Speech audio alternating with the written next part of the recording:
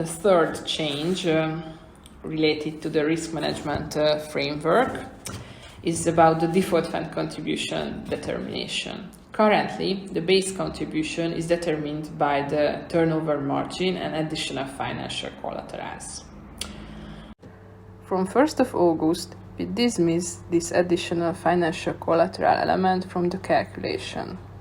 We only consider the 3 months average of the sum of the aforementioned turnover margins and take 35% of it.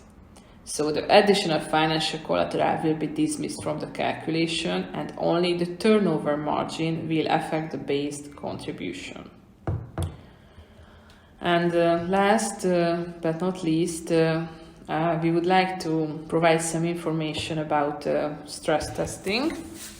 Stress testing is a very important part of Keller CCP's risk management framework. We have to check the adequacy of the default fund based on stress testing. In our proposed model, we have 2 scenarios, a historical one and a hypothetical one. During the stress testing, we consider the imbalances for every gas market member for the previous 3 months. These imbalances shall be multiplied by a stress parameter from the historical and from the hypothetical scenario as well. And these parameters are multiplied with the imbalances, and we check that the collateral requirement covers this imbalance exposure, this stressed imbalance exposure or not.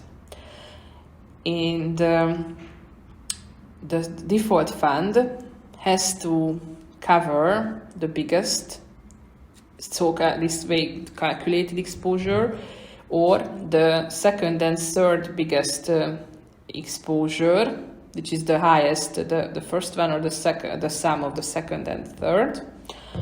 So that has to be covered by the default fund. In case the default fund doesn't cover the result of the stress test, additional financial collateral will be imposed on the clearing members or member who causes the inadequacy of the default fund. And also I would like to add that additional floor is applied for the default fund.